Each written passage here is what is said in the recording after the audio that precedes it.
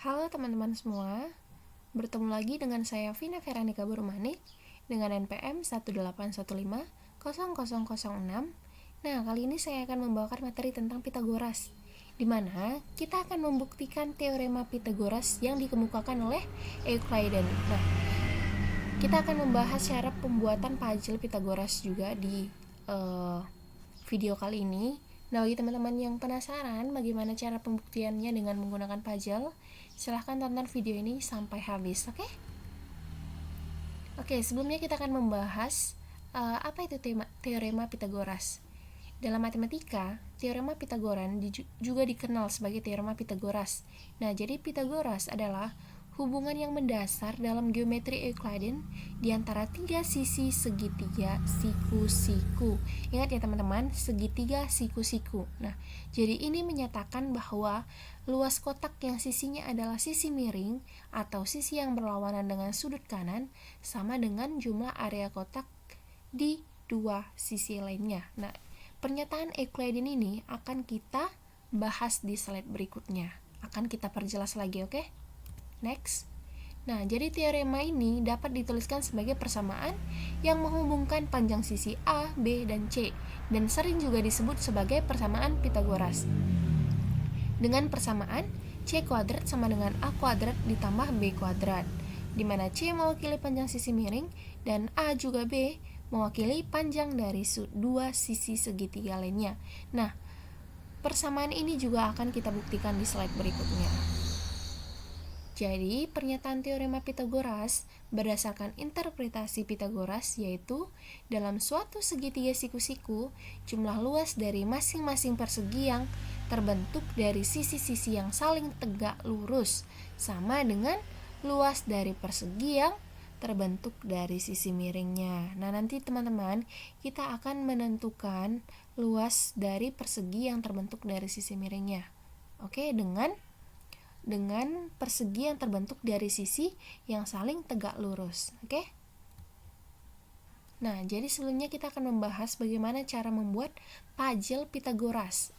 Nah, alat dan bahan yang perlu teman-teman sediakan, yang pertama penggaris, gunting, cutter, pena, kardus, kertas origami dengan 4 warna, kemudian kertas manila dengan warna biru, double tip, selotip, dan strap foam ukuran 50 cm x 50 cm.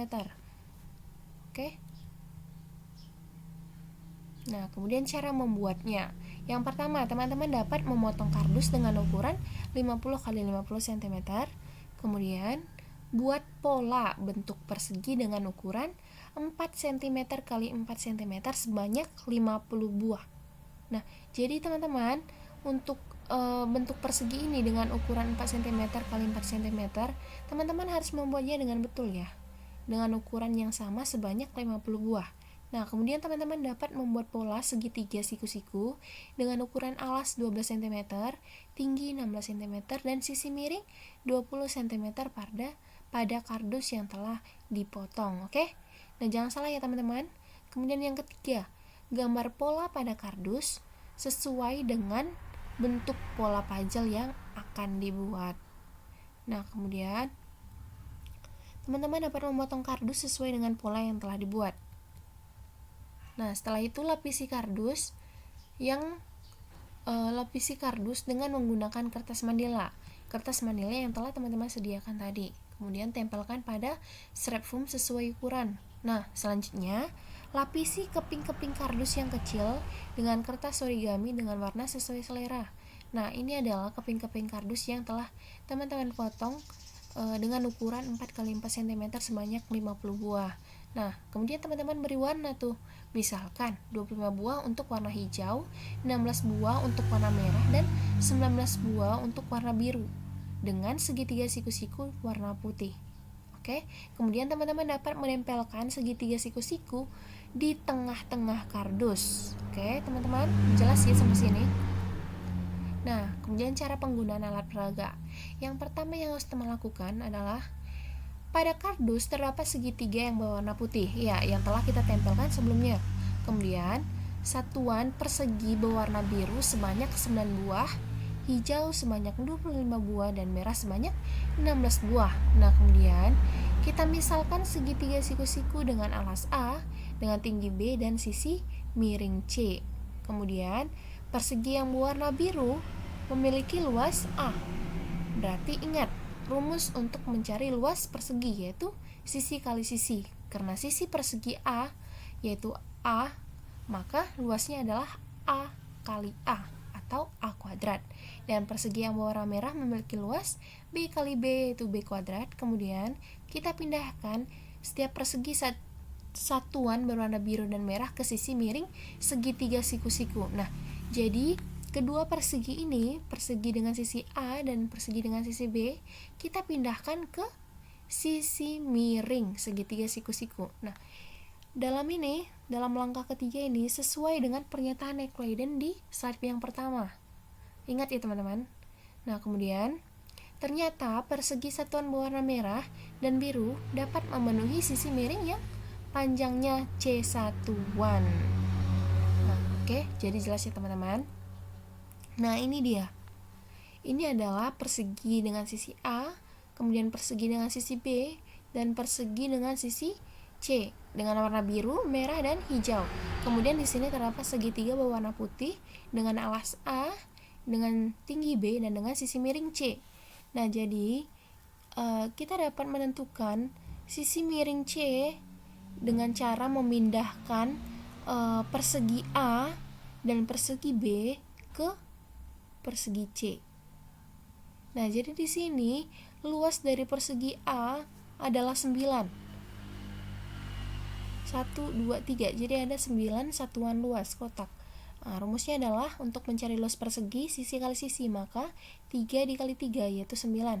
Kemudian juga dengan bagian persegi B dengan luas persegi 16 satuan luas dengan 16 kotak atau B kuadrat. Kemudian sedangkan untuk luas persegi C dapat kita cari dengan cara menjumlahkan persegi A dengan persegi B. Nah, di mana persegi A jika kita pindahkan ke persegi C, begitu juga dengan persegi B kita pindahkan ke persegi C akan memenuhi persegi C. Nah, sehingga untuk sisi miring segitiga siku-siku dapat kita temukan hasilnya dengan cara memindahkan persegi A dengan persegi B ke persegi C.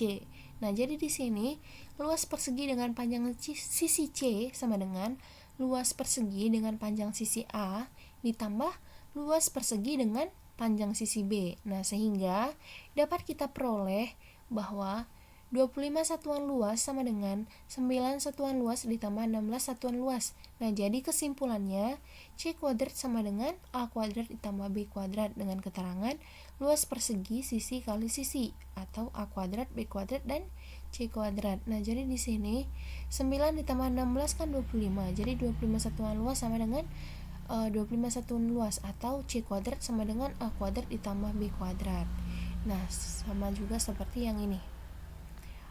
25 dikatakan di sini 25 satuan luas dapat kita buktikan melalui gambar 1, 2, 3, 4, 5. Nah, persegi C memiliki panjang sisi 5 satuan. Untuk mencari persegi sisi kali sisi, maka 5 dikali 5 sama dengan 25.